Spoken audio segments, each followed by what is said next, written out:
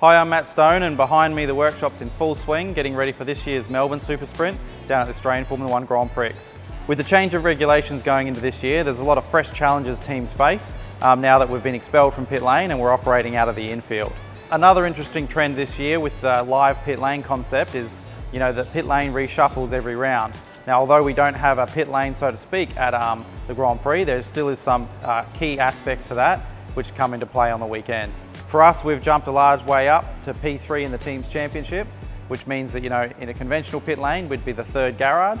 But with the Grand Prix, we still have big advantages as being the third team out for qualifying. With the nature of the Grand Prix circuit being so long, those qualifying sessions can be really time critical. So being the third team out really has a big advantage for us, and we're really looking forward to maximising qualifying to make sure that we bring home the best result possible. Our Retrovision data station, as you see behind me, is the mission control centre of our race garage. This is where the race engineers and data engineers have all the information that they need and use to run every practice, qualifying and race session efficiently. This will always be in the centre of our garage, right near the pit boom, right where we're operating. Going into the Grand Prix, however, the data station, our mission central, is going to be in our support category field over in the infield. So we've got the challenges of operating with all our equipment that we need to make key decisions not being there in pit lane. So because of this, we end up with a split crew on race day, where some of the team will be in pit lane operating with the cars and making sure that everything that needs to happen there is done, while the rest of the crew will be back in the infield looking at all the key information that they have on the data station and calling the shots from there. So we've got to make sure that communication is key, because what was usually a one united garage is now split over two separate locations. So the Grand Prix is a soft tyre only round, which has 2 practice, 2 qualifying and 4 races. So that's a total of 10 sessions in pit lane, where we've got to take all the equipment that we'd usually have set up ready to go along with us for the ride, and then pack it up and take it back at the end. Much like a Super 2 race, which fortunately for us, we used to be a Super 2 team. So we've dusted out some of the old equipment that we used to use. We're giving it a repaint and a bit of a revamp and getting ready to be able to function properly at the Grand Prix.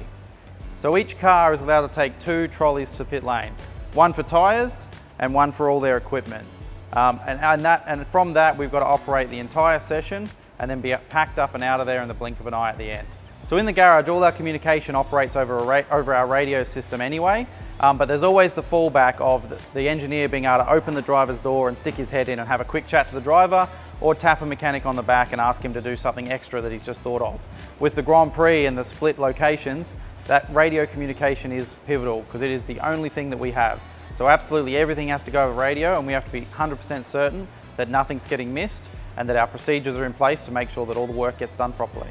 If I have a quick look at my diagram for the Melbourne Super Sprint, over here we see the pit lane that we used to occupy, which now has the F2 teams taking position.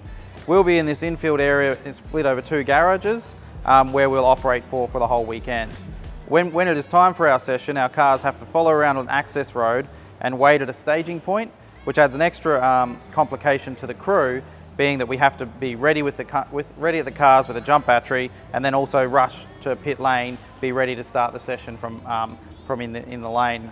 At the completion of every session, we have to get all of our equipment out of the lane and back into our garages, while the cars exit via an escape road and then come back into back to our staging area, ready for marshalling up back in the garages.